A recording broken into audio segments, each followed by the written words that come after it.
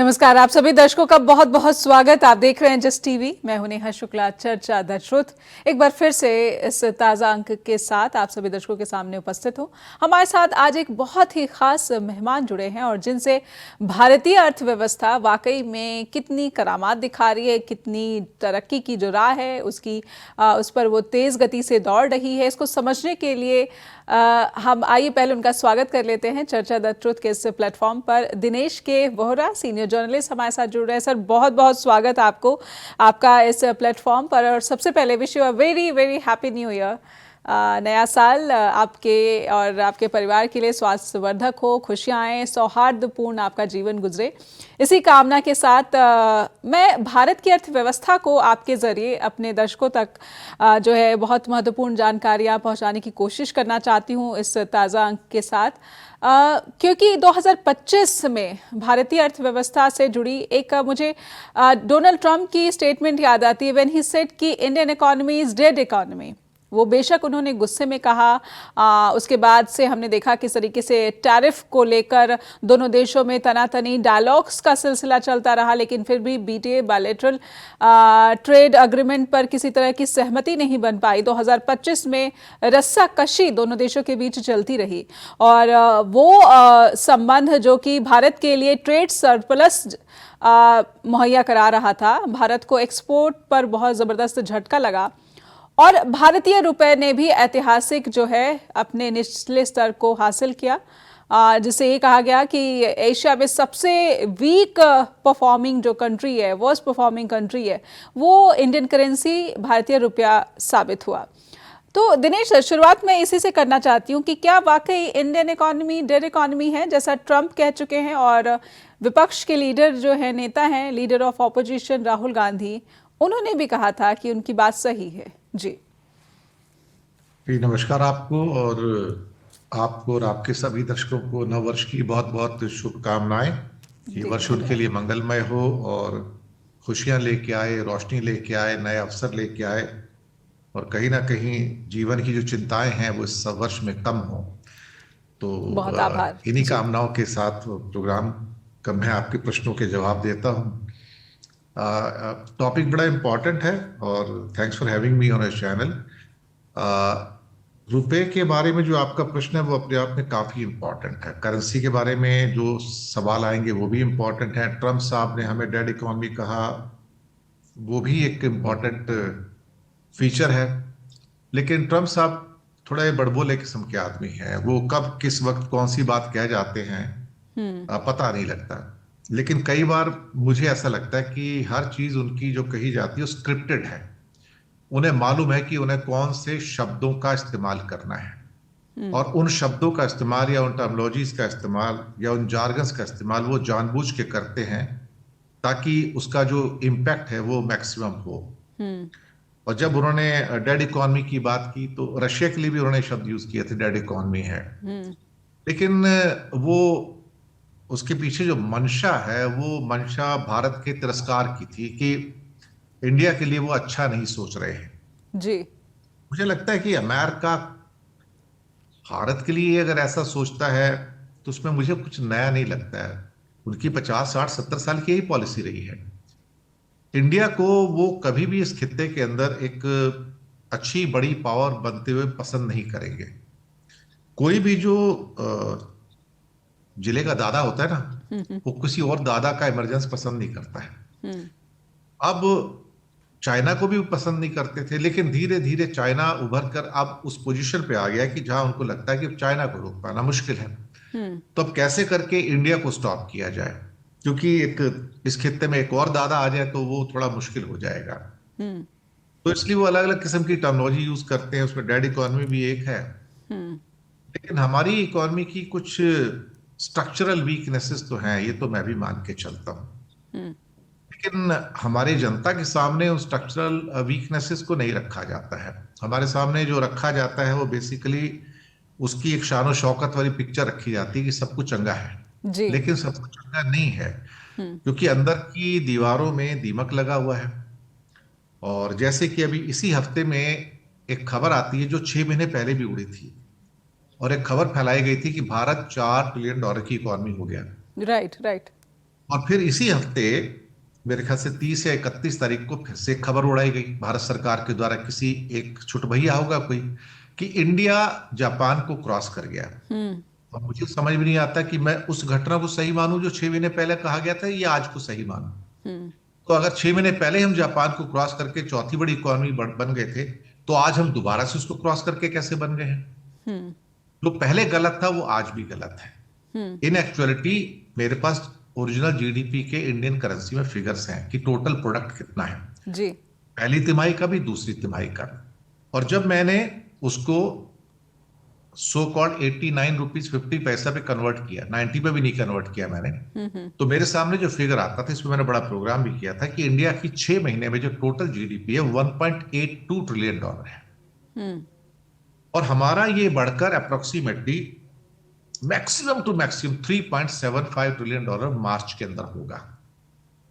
और इस बात को कोई सुनने को तैयार नहीं होता, लेकिन एक शख्स है भारत सरकार का जो सच बोलता है, जी। वो है आपका इकोनॉमिक एडवाइजर नागेश्वरम साहब।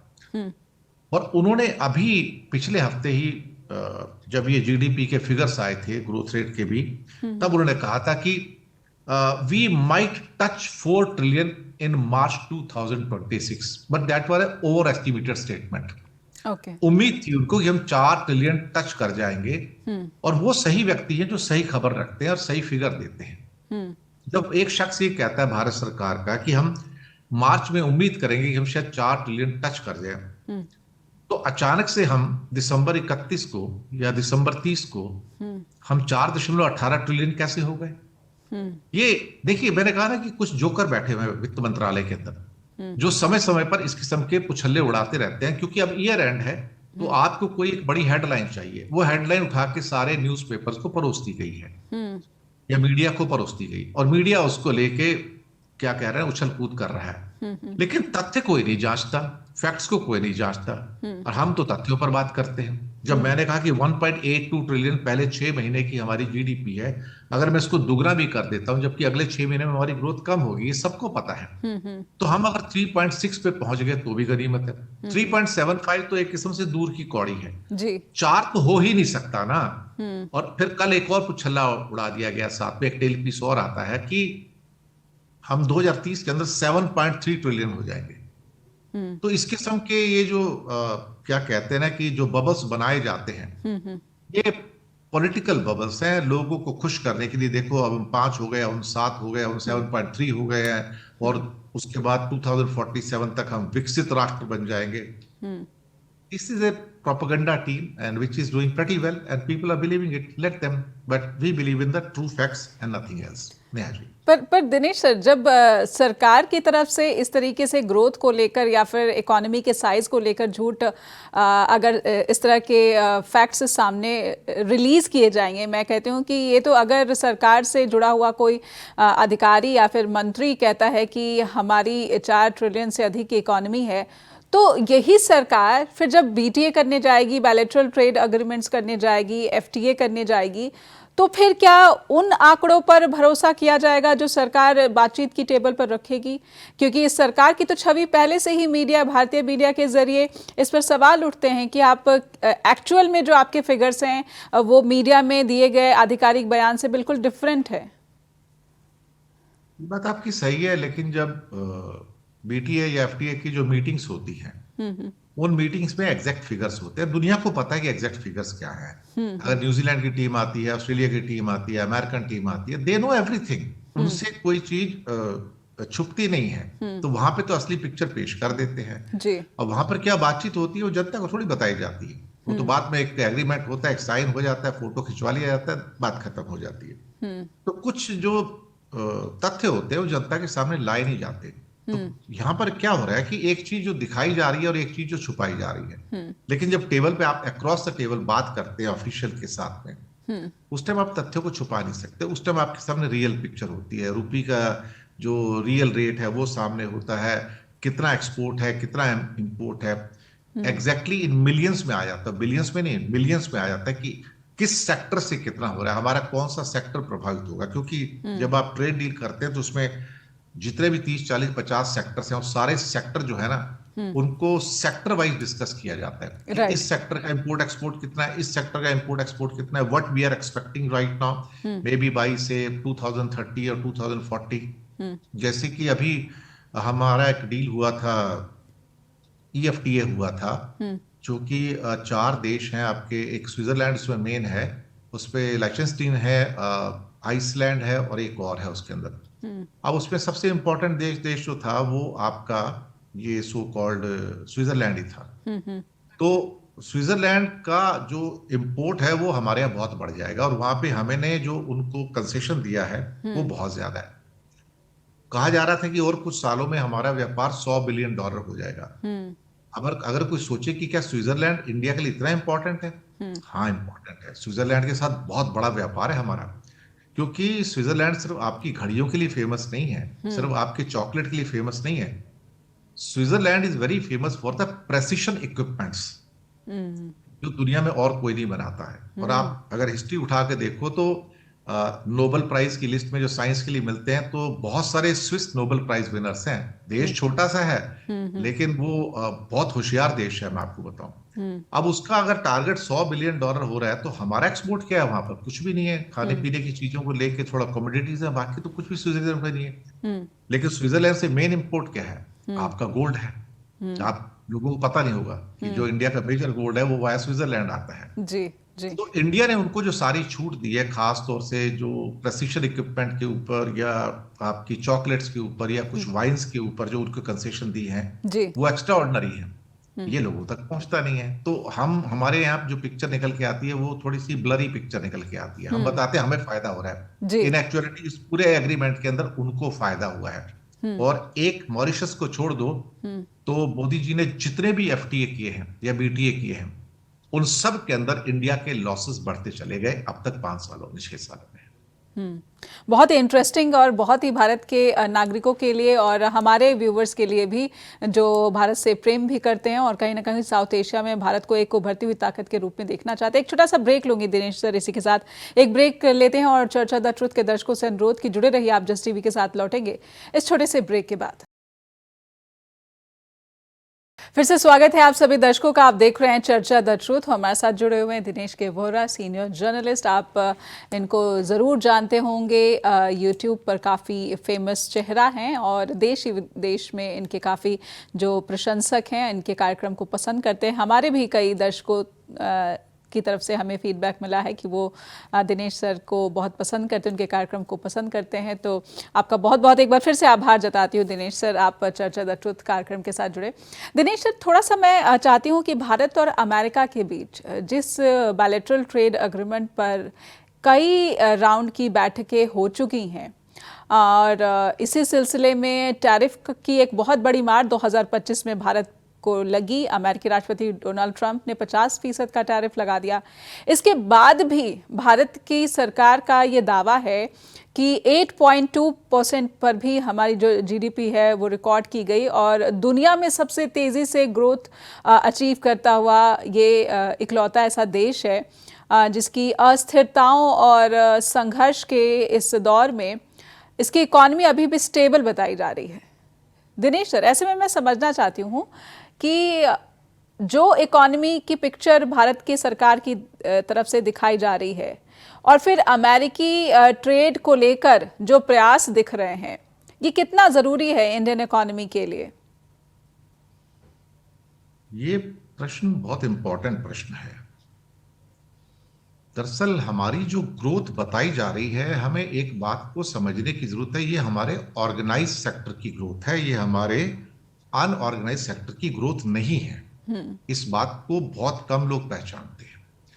भारत में जो ऑर्गेनाइज सेक्टर ले दे के 15% का है, 85%, 80-85% तो अनऑर्गेनाइज्ड है। ये लोग जो सड़क पर सब्जी बेचते हैं, वड़ा पाव बेचते हैं, चाय बेचते हैं, कुलचे छोले बेचते हैं या कोई साग भाजी बेचते हैं, ये सब लोग जो हैं वो तो इसमें अकाउंट ही नहीं करते ना, उसमें अकाउंट फॉर ही नहीं होता।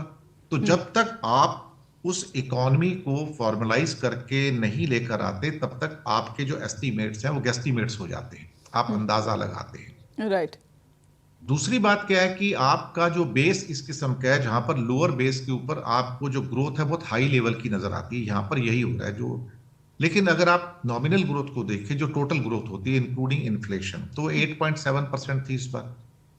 अब वहां डिफ्लेशन, जिसे डिफ्लेटर कहते हैं, डिफ्लेटर होता है the impact of so called आपका इन्फ्लेशन प्लस सम मोर फैक्टर्स होते हैं, जिसको उसमें से माइनस करना होता है। आपने माइनस क्या उसमें से किया, माइनस 0.5% माइनस किया है, तो आपके पास 8.2% की एक रोबस्ट ग्रोथ आती है। ऐसा लगेगा कि जैसे बहुत बड़ी है, लेकिन मुसीबत यह है कि जो नॉमिनल ग्रोथ है वो लगातार मोदी सरकार के अंदर 10% से नीचे आती रही है, जबकि पहले हमारी कई साल तक जो ग्रोथ आती थी 10 और 15% के बीच में आई है, जिसे नॉमिनल ग्रोथ कहा जाता है। It's including inflation and some more factors are there. पर कहीं ना कहीं ये आपको एक डिसेप्टिव पर्दा लेकर आती है आपके सामने, और आपको एक आभास दिलवाती है कि आप बहुत ऊंचे दर्जे पर बैठे हैं। लेकिन अंतरराष्ट्रीय स्तर पर इकोनॉमी को ना रुपए में नहीं तोला जाता, डॉलर में तोला जाता है। अब मैं आपको बताऊं कि अगर आपकी ग्रोथ, सपोज करो कि रूपी टर्म्स के अंदर आपने कहा कि 8.2% है, चलिए मैंने मान लिया 8.2% है। अब उसमें से अगर डॉलर टर्म में जो हमारा रूपी का जो डेप्रिसिएशन होता है, जो 6.6% हुआ है इस साल, अब 8.2 में से अगर 6.6% निकाल दोगे तो क्या बचेगा आपके पास? 1%, 1.5%, 2%। तो डॉलर टर्म्स में ग्रोथ कितनी है आपकी? अगर 8.7 को लो माइनस 6.6 कर लो जी। तो 2.1% की ग्रोथ है डॉलर टर्म्स में। तो इसलिए हमारा जो जीडीपी है वो बढ़ता नहीं है, एक्चुअली मैं आपको बताऊं, और ये बहुत बड़ी परेशानी का कारण है भारत सरकार के लिए, क्योंकि जितना रूपी टर्म में अपने आप को मैनिपुलेट करके ऊपर जाने की कोशिश करते हैं, उतना डॉलर फिसल जाता है रुपए के मुकाबले, और हम वो ग्रोथ को गवा देते हैं। अगर हम सपोज करो कि 58 रुपए के रेट पे होते, जिस 58 रुपए कुछ पैसे जिस दिन मोदी जी ने शपथ ली थी 2014 में मनमोहन सिंह जी से, तो 58 रुपए कुछ पैसे का रेट था जी। अगर हम 58 रुपए के रेट से लेते तो हम तो ऑलरेडी 5 या 6-7 ट्रिलियन डॉलर की इकोनॉमी है। लेकिन हम ऊपर चलते गए और डॉलर के मुकाबले हम नीचे आते गए। तो जो सारी दुनिया के अंदर जो मेजरमेंट होता है वो डॉलर टर्म्स में होता है, कि आपकी करेंसी की वैल्यू कम हो रही है। जब उसकी वैल्यू कम हो रही है तो फिर आप जो दुनिया को दिखा रहे हैं वो उनको स्वीकार नहीं होता है। इसलिए आपका 5 ट्रिलियन डॉलर का जो सौदा है ना, जो टारगेट है, वो हर साल दूर ही होता चला जाता है, वो नजदीक आता ही नहीं है, और हम 4 तक भी नहीं पहुंच पाते हैं। रही बात ट्रेड डील की आपकी, ट्रेड डील एक इंपॉर्टेंट फैक्टर है, लेकिन मुझे लगता है कि ट्रेड डील फिलहाल एक ऐसा मुद्दा है जो ईगो में फंस के रह गया है। 2 देशों की ईगो है, बल्कि 2 राष्ट्राध्यक्षों की ईगो कह सकते हैं आप उसको। अमेरिका की ईगो भी नहीं कहेंगे, इंडिया की ईगो भी नहीं कहेंगे, ये मोदी और ट्रंप की ईगो में फंस के रह गया है। ट्रंप एक ऐसे व्यक्ति हैं जो किसी भी चीज के लिए अपने मन में गांठ बांध के रख लेते हैं कि अगर मुझे मारना है तो मारना है, फिर वो इतनी जल्दी मानते नहीं है। और मोदी भी वही व्यक्ति है जो गांठ बांध के रहते हैं, और इंडियन पॉलिटिक्स में हमने देखा कि कैसे अगर उनको किसी से बदला लेना है तो चुप होकर बदला लेते हैं। और ट्रंप जो है चुप तो नहीं रहते, लेकिन वो मीठी छुरी बन के बदला लेते हैं। My friend Modi, my great friend Modi, my great nation India, I love them, I love mister Modi. लेकिन ये कहने के बाद फिर छुरी चला देते हैं और फिर इंडिया को मार देते हैं। उस सीरीज ऑफ फैक्टर्स हैं। मुझे नहीं लगता कि ट्रेड डील में कोई अड़चन है आज की डेट में। कहा जाता है कि एग्रीकल्चर प्रोड्यूस और डेयरी प्रोड्यूस में कुछ प्रॉब्लम्स हैं। देखिए, एग्रीकल्चर प्रोड्यूस में 3 ही तो फसलें हैं, एक कपास है, एक सोयाबीन है, एक मक्का है। कपास पे ऑलरेडी आप सरेंडर कर चुके हो 0% ड्यूटी, तो एक फसल तो निकल गई। रही 2 फसलें। सोयाबीन के बारे में कहा जाता है कि हम उसको एक खास पर्पस के लिए यूज करेंगे, और जहां यूज कर रहे हैं वहां नहीं करेंगे, और मक्का को हम एज ए एथेनॉल यूज करेंगे हम। तो बात भी वो भी खत्म हो जाती है, वहां से सारा मुद्दा सॉल्व हो जाता है। जी जी। डेयरी प्रोडक्ट पे भी सॉल्व हो चुका है, मैं आपको बताऊं अंदर से। इंडिया का मुद्दा क्या था, बहुत शायद कम लोगों को पता होगा। वेज और नॉन वेज का मुद्दा है यहाँ पर। ओके। वेज और नॉन वेज का मुद्दा है। अमेरिका में क्या होता है ना कि गायों को जो प्रोटीन नगेट्स दिए जाते हैं वो नॉन वेज होते हैं। इंडिया में क्या है कि काउस को या भैंस को जो भी चीजें दी जाती है, प्रोटीन या बाकी फूड दिया जाता है, वो वेजिटेरियन दिया जाता है। तो उनका कहना था कि देखिए ऐसा है, आज इंडिया इस मामले में बड़ा सुपीरियर है कि यहाँ पर बाजार में आप कुछ भी खरीदने जाओगे तो उसके ऊपर एक लाल निशान है और एक हरा निशान है। आपसे बटर लेने जाओ या चीज लेने जाओ या आप कोई और केक लेने जाओ, पेस्ट्री लेने जाओ, तो आपको लाल निशान और साथ में हरा निशान मिल जाएगा, मुझे वेज लेना है या नॉन वेज लेना है। आजकल तो जी। वेगन भी आ गए अब तो कहते हैं इसमें कौन सी प्रॉब्लम है। सबसे पहले तो ये है कि क्या अमेरिका का कहना है, जो मैं अंदर की बात बता रहा हूं, उनका कहना है कि आपके सारे डेयरी प्रोडक्ट्स अमेरिका में बिक रहे हैं। Amul is selling in America in abundance. उनका चीज भी है, बटर भी है, घी भी है, पनीर भी है, सब कुछ बिकता है, सारे अमूल के प्रोडक्ट हैं। बोलता हमने तो आपके चीजों को नहीं रोका, तो आप क्यों रोकते हो? आप कहते हो हमारी भावनाएं आहत होती हैं। भाई कैसे भावनाएं आहत होती है? हर जगह तो लाल निशान पड़े हो आपके हर फूड प्रोडक्ट के ऊपर, जी। तो जी। कैसे भावनाएं आहत होंगी? आपको लगता है कि अगर ये हमारे डेयरी प्रोडक्ट आने से आपकी भावनाएं आहत होती है, तो उसको लाल निशान मार दो उसके ऊपर। जिसको लेना होगा लेगा, नहीं लेना होगा नहीं लेगा। यही ऑस्ट्रेलिया न्यूजीलैंड भी कह रहे हैं जी। अल्टीमेटली। जी। तो उसके ऊपर इंडिया शायद मान गया है अंदर से। लेकिन अभी क्या है ना कि ट्रम्प सब हाँ नहीं कर रहे हैं। मैं आपको सच बात बताऊं, अब इंडिया चाहता है कि ट्रेड डील साइन हो जाए, लेकिन ट्रम्प सब हाँ नहीं कर रहे। ट्रम्प को डील करनी नहीं है, मैं आपको बताऊं। He doesn't want a deal.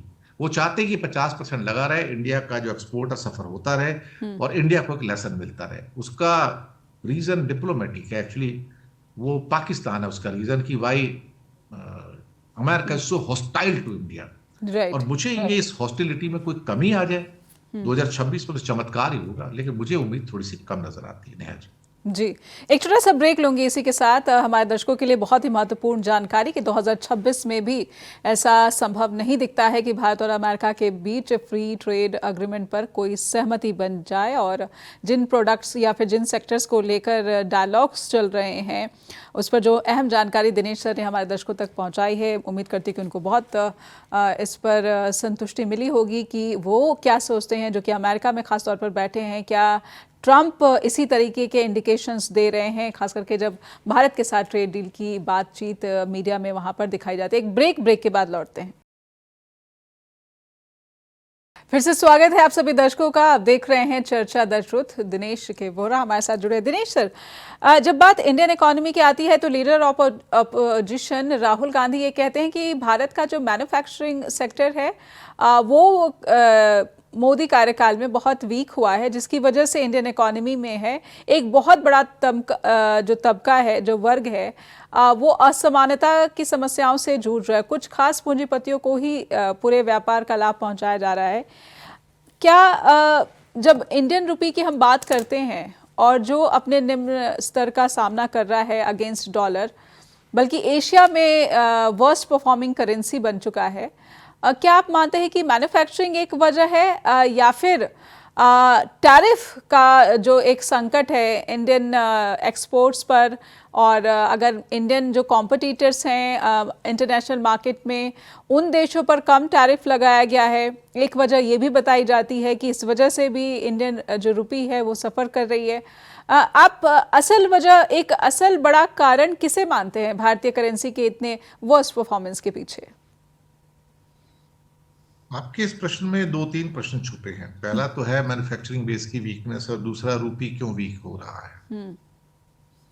पहले मैन्युफैक्चरिंग को ले लेते हैं जी। 14% है इंडिया का मैन्युफैक्चरिंग, जो पिछले कुछ सालों में डाउन हुआ है actually. Ji.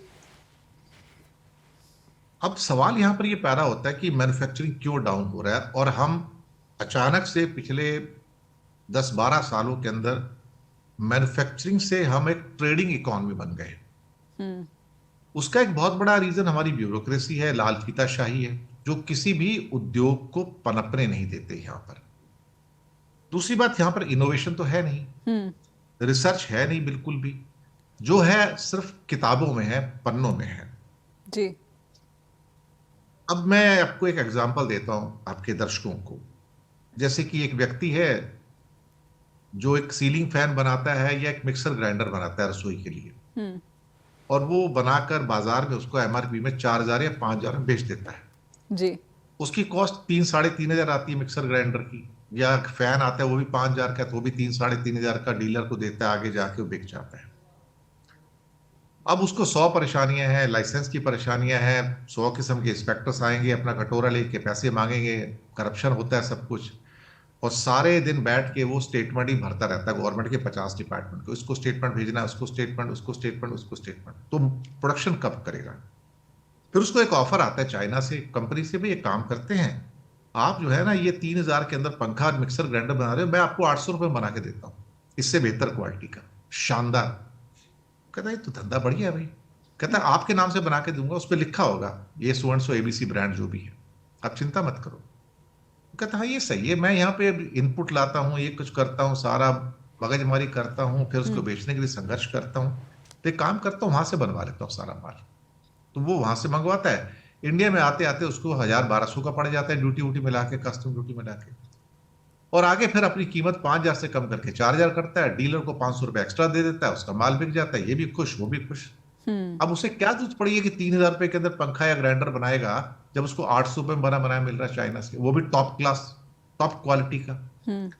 This is the reason why Indian manufacturing is being killed.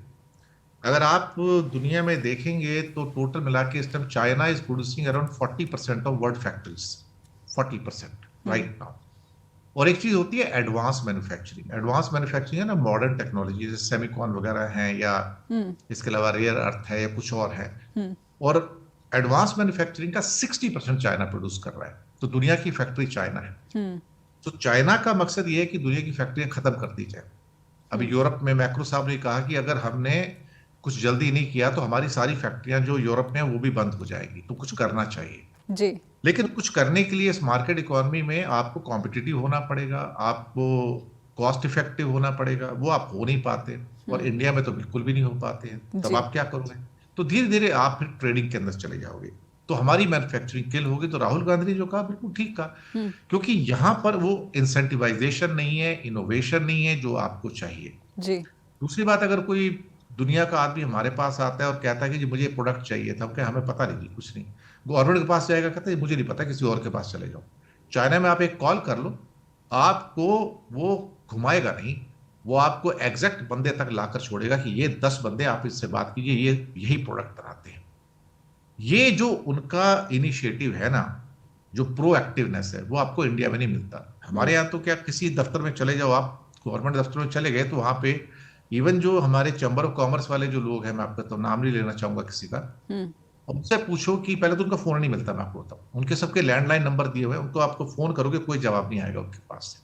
तो वो हमारी जो अलूफनेस है ना, वो साफ नजर आती है। तो हमारे जो व्यापारी वर्ग है या मैन्युफैक्चरिंग वर्ग जो है, वो कहते हैं क्या कर रहे हैं मैन्युफैक्चर करके, बाहर सब कुछ मिलता है बना बनाया, हम क्यों बनाएंगे, हम इनोवेशन क्यों करें, हम अपने रिसर्च क्यों लगाएं, हम पैसे क्यों लगाएं उसके अंदर। तो जो बना बनाया माल मिलता है, तो फिर एक दिन ऐसा आता है कि वो बना बनाया माल ही बिकता है दुनिया में, और आप बर्बाद हो जाते हैं। हमें इसीलिए बर्बाद कर रहे हैं। जी। आपका दूसरा पार्ट था इस प्रश्न का कि आपका रूपी क्यों वीक हुआ।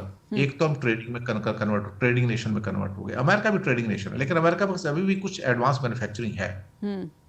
दूसरा क्या है कि ग्लोबल जियोपॉलिटिकल सिचुएशन बदलती चली जा रही है, वॉलेटाइल है, उसकी वजह से रूपी वीक है। तीसरा, डॉलर दरअसल थोड़ा कमजोर तो हुआ है, लेकिन उसके मुकाबले हम ज्यादा टूट गए, क्योंकि हमारा ट्रेड डेफिसिट बहुत था। और कुछ चीजों को जो हमारे DII जिसको कहते हैं ना, डोमेस्टिक इंस्टीट्यूशनल इन्वेस्टर्स, वो देख नहीं पाते, लेकिन FPI देख लेते हैं, FII देख लेते हैं, और वो लगातार 1 साल से पैसा निकालते जा रहे हैं, निकालते जा रहे हैं। और जितना वो निकाल रहे हैं उससे ज्यादा हम डाल रहे हैं। हमें लगता है हम ज्यादा समझदार हैं, उन्हें लगता है वो ज्यादा समझदार हैं। लेकिन सच बात तो ये है कि जो फॉरेन के इन्वेस्टर्स हैं, वो दुनिया में जगह जगह उन्होंने मिट्टी खाई है, तो उनको पता है कि कहाँ पे क्या है। They know the internal weaknesses.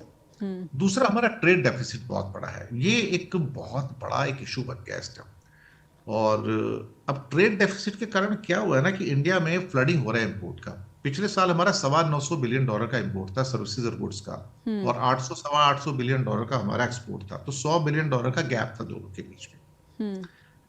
अब परसों के एक मेजर इकोनॉमिक न्यूज़पेपर की एक मेजर हेडलाइंस आती है फ्रंट पेज पे कि गवर्नमेंट का टैक्स कलेक्शन तो डाउन हो रहा है। मैंने उस पर एपिसोड भी किया था। GST डाउन हो रहा है, इनकम टैक्स डाउन हो रहा है, कॉर्पोरेट टैक्स डाउन हो रहा है। तो सरकार सोची पैसे कहां से आएंगे अब। तो पैसा लाने के लिए वापिस से मुड़ के वही पुराना 1990 का जो रूल था उससे पहले का वहां चले गए, कस्टम्स ड्यूटीज बढ़ाई जाएं। अब कस्टम ड्यूटी बढ़ाने के लिए उन्होंने लिखा है कि custom duty on the most of the goods are likely to increase in this budget. हमें इंपोर्ट पे डिपेंडेंस कम करनी है और लोकल गुड्स को ज्यादा यूज करना है। लेकिन आपके लोकल गुड्स तो है ही नहीं आपके पास, सब कुछ तो इंपोर्ट है आपका। और दूसरी बात, इंपोर्ट के ऊपर अगर आप जब भी रेस्ट्रिक्शन लगाएंगे, हिस्ट्री इस बात की गवाह है, क्योंकि मैं उसके साथ डील करता हूं, जब भी आप इंपोर्ट के ऊपर रेस्ट्रिक्शन लगाएंगे, आपका एक्सपोर्ट सफर हो जाएगा, आपकी इकोनॉमी सफर हो जाएगी। Imports has to be liberalised, only then you can prosper. China का लोग हमेशा कहते हैं कि $3600 बिलियन का एक्सपोर्ट है, लेकिन कोई ये नहीं जानता कि चाइना का इंपोर्ट कितना है एक साल में। $2650 बिलियन का इंपोर्ट है चाइना का। 2650 बिलियन का इंपोर्ट है, और कहता है इंपोर्ट बंद नहीं करना। उसको पता है कि इंपोर्ट ही इनपुट है जिसकी वजह से एक्सपोर्ट बनता है। और हम वही गलती करने जा रहे हैं जो लाइसेंस राज में थी, कि इंपोर्ट के ऊपर और ड्यूटीज बढ़ा दी जाए ताकि ट्रेड डेफिसिट कम हो सके। इसे कहते हैं ना, अपने पैरों पे जाके कुल्हाड़ी मार देना, repeating the same mistake what our ancestors were doing, जो इंदिरा गांधी और नेहरू करते थे, राजीव गांधी करते थे, उसके बाद बाकी सरकारों ने किया। Modi is going back to the so called by 50 years right now, put Indian imports under in the licence raj. तो इससे आपका रुपया और डाउन प्रेशर में आएगा, क्योंकि दुनिया अब रेस्ट्रिक्शंस पसंद नहीं करती है। आपकी मॉनेटरी पॉलिसी है, आपकी आरबीआई के इंटरवेंशन से बहुत सारे, तो रुपया रॉन्ग फुटिंग पे तो है, तो उसकी वजह से तो वीक होगा ही होगा। अभी उसके 100 की जर्नी स्टार्ट होगी, इसका रिवर्सल तो होना मुश्किल है कि रिवर्स होके 60 पे आ जाए, 70 पे आ जाए, मुझे लगता नहीं है। और फिर हम डॉलर को क्यों देखें, 6.6% का डिक्लाइन है। अब यूरो के मुकाबले 15% गिर चुके हैं, हम पाउंड स्टर्लिंग के मुकाबले भी हम करीब करीब 10-12% गिर चुके हैं। हम क्या कहते हैं कि रियाल और दिराम के मुकाबले भी गिर चुके हैं। हम 7% जापानीज येन के मुकाबले गिर चुके हैं। हम अप्रोक्सीमेटली 10 से 12% हम ऑस्ट्रेलियन डॉलर के लेके हम उसमें पूरे का पूरा पिट चुके हैं जी। भाई 55-50 रुपए का डॉलर आता था, ये आपका ऑस्ट्रेलियन डॉलर, अभी 1 साल पहले तक मैंने खुद खरीदा है, और अब वो डॉलर 60 रुपए का आता है, 60 भी क्रॉस कर गया है, तो वो 20% अप हो गया है जी। तो बाकी सारी करेंसी के मुकाबले भी हम वीक हुए हैं। तो कई बार हमारे कुछ फाइनेंशियल एनालिस्ट आते हैं, कहते हैं कि देखिए रुपया नहीं गिर रहा है साहब, वो मजबूत हो रहा है। तो आपको लगता है ये मुझे वित्त मंत्री निर्मला सीतारमण की स्टेटमेंट भी याद है, जब उनसे पूछा गया था तब उन्होंने कहा रुपया नहीं बल्कि डॉलर मजबूत हो रहा है। समय जी, तो फिर क्या उस पर ऑस्ट्रेलियन डॉलर भी मजबूत हो रहा है, दिरहम भी मजबूत हो रहा है, यूरो भी मजबूत हो रहा है, येन भी मजबूत हो रहा है, ब्रिटिश पाउंड स्टर्लिंग भी मजबूत हो रहा है। ये स्टूपिड एंड फूलिश स्टेटमेंट है एब्सोल्यूट जी। बिल्कुल। एक आखिरी सवाल आपसे कर लेती हूँ, आपके पास समय का अभाव है। इंडियन इकोनॉमी ज़्यादातर सरकार का जिस तरीके से हैंडल करने का रवैया रहा है, डील करने का रवैया रहा है, वो कंज्यूमर ड्रिवन ज़्यादा दिखता है कि, और ये दलील दी जाती है कि इससे जो अंतर्राष्ट्रीय अनिश्चितता है उससे इंडियन इकोनॉमी जो है उसका सामना कर पाती है, क्योंकि कंज्यूमर ओरिएंटेड जो पॉलिसीज़ है इस पर ज़्यादा जोर देती हुई नज़र आ रही है सरकार इस वक्त भी। क्या यही मॉडल सही है? भारत की विविधता, भारत की ज़रूरतों के हिसाब से, भौगोलिक जो उसकी संरचना है उसके हिसाब से, जब हम इकोनॉमी के मॉडल पर बहस करते हैं और फिर भारत की इकोनॉमी को देखते हैं और तमाम देशों की इकोनॉमी से उसकी तुलना करते हैं, तो थोड़ा सा हमारे दर्शकों के लिए कि इंडियन इकोनॉमी का ये जो स्ट्रक्चर है कंज्यूमर ड्रिवन, उसे कैसे देखते हैं सर आप? देखिए, आप किसी भी इकोनॉमी से वर्ल्ड में डी लिंक नहीं कर सकते। अब D linking and D coupling is out of window now. उसको तो बारे में आप सोच नहीं सकते। अगर आप सोचते हैं तो फिर आप 50 साल पहले चले जाते हैं, वो अब पॉसिबल नहीं है। आप there is no U turn on this pathway actually. ठीक है। रही बात कि हम more and more consumer based हैं, तो हमारे कुछ भारतीय जनता पार्टी के नेताओं ने तो कहा कि हम डॉलर में थोड़ी ट्रांजैक्ट करते हैं, हम तो रुपये में ट्रांजैक्ट करते हैं। अब मैं उनकी सोच पर क्या कहूं, अल्टीमेटली मुझे तरस ही आता है। उन्हें ये नहीं पता कि भारत की इकोनॉमी जो इस टाइम करीब करीब $4.25 ट्रिलियन की इकोनॉमी है, अप्रोक्सीमेट मोटा मोटा, उसमें से $925 बिलियन इंपोर्ट है और $825 बिलियन एक्सपोर्ट है। जिस देश का 40 से 45% इकोनॉमी का हिस्सा विदेश व्यापार से संबंधित हो और आपको मेरे ऊपर डॉलर का कोई फर्क नहीं पड़ता, फिर मैं उसके बारे में कुछ टिप्पणी नहीं करना चाहूंगा। वो उनका बुद्धि बल कितना है, ज्ञान कितना है, या उनकी अज्ञानता के अंधकार पर मैं कुछ कहना नहीं चाहूंगा। इससे ज्यादा मैं मतलब और कड़े शब्दों का इस्तेमाल नहीं करना चाहता उनके लिए। तो कंज्यूमर जहां तक की बात है कि हम डोमेस्टिक कंज्यूमर के सारे चीजों को चला सकते हैं, अपनी इकोनॉमी को सस्टेन कर सकते हैं। हमारे लिए 140 करोड़ की जनता काफी है। तो फिर अपने घर के अंदर जरा चारों ओर चीजों को जरा एक बार काउंट करके देख लीजिए कि कौन कौन सी चीजें विदेश से आ रही है और कौन सी चीजें देश से आ रही है। तो आपको पता लग जाएगा कि आपका आधा घर तो सारा विदेशी चीजों से भरा हुआ है।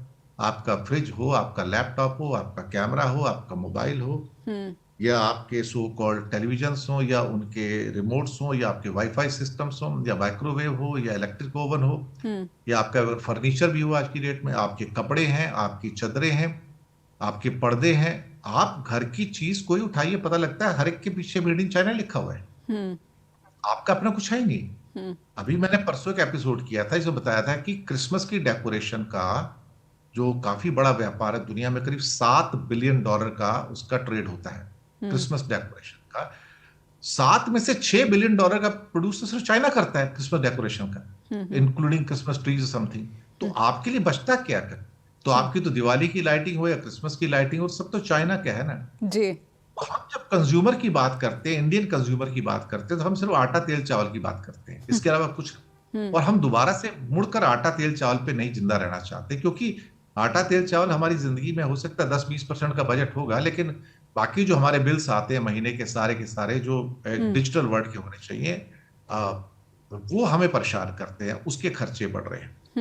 तो कोई भी दुनिया में इकोनॉमी सिर्फ एक डोमेस्टिक कंज्यूमर के बेस पे चल जाए, मैं नहीं मान सकता। आपको कहीं ना कहीं जो पूरी जो वर्ल्ड इकोनॉमी है उसके साथ लिंक बना के रखना पड़ेगा। जैसे कि हमारा सर्विसेज का एक्सपोर्ट देखिए आप, जो हमको बचा रहा है, $387 बिलियन का सर्विसेज का एक्सपोर्ट है। $387 बिलियन में से हमारा $210 बिलियन का सिर्फ सॉफ्टवेयर का एक्सपोर्ट है। आपको हैरानी होगी सुन के कि इंडिया में जो सारा सॉफ्टवेयर पैदा होता है उसका 20-30% भी कंज्यूम नहीं होता, बाकी 70% सब एक्सपोर्ट होता है। और उसी के सहारे हमारी मार्केट चलती है। उस $210 बिलियन के सॉफ्टवेयर के एक्सपोर्ट में से $100 बिलियन का एक्सपोर्ट सिर्फ अमेरिका को होता है, सिर्फ अमेरिका। तो कल को अगर अमेरिका कहे कि मैं आपसे नहीं लेता एक्सपोर्ट, तो हमारे तो लाखों नहीं मिलियंस ऑफ पीपल जो आईटी उद्योग में है वो पूरे के पूरे धराशायी हो जाएंगे। हमारा जीसीसी भी धराशायी हो जाएगा। और लोगों को ये नहीं पता कि आज जितने भी मकान खरीदे जा रहे हैं, गाड़ियां खरीदी जा रही हैं, सब आईटी सेक्टर वाले खरीद रहे हैं, और कोई नहीं खरीद रहा है। इन्हीं के पास पैसे हैं, यही खरीद सकते हैं। तो वो कहना कि हम डोमेस्टिक उस पर निर्भर कर सकते हैं, ये मुझे लगता है कि थोड़ा सा जी बिल्कुल अच्छा नहीं है। बिल्कुल बिल्कुल। बहुत बहुत धन्यवाद करना चाहती हूँ दिनेश सर, आपने समय दिया और हमारे साथ जुड़े। आपका बहुत बहुत एक बार फिर से आभार जताती हूँ। आपको फिर से नववर्ष की बहुत बहुत मंगल कामनाएं भी आपके लिए और आपके परिवार के लिए भी। अब अपने दर्शकों से अनुरोध करती हूँ कि बहुत ही महत्वपूर्ण जानकारियाँ दिनेश के वोहरा जी ने आप दर्शकों तक पहुँचाई हैं इंडियन इकोनॉमी से जुड़ी हुई। आपका कोई सवाल है या फिर आप इस कार्यक्रम से जुड़ी कोई भी बात हम तक पहुँचाना चाहते हैं तो आप हमें ईमेल भेजें info@justbroadcasting.com या फिर neha@justbroadcasting.com पर भी अपना फीडबैक देना ना भूलें। जुड़े रहिए जस्ट टीवी के साथ। Wish you all a very happy new year. नमस्कार।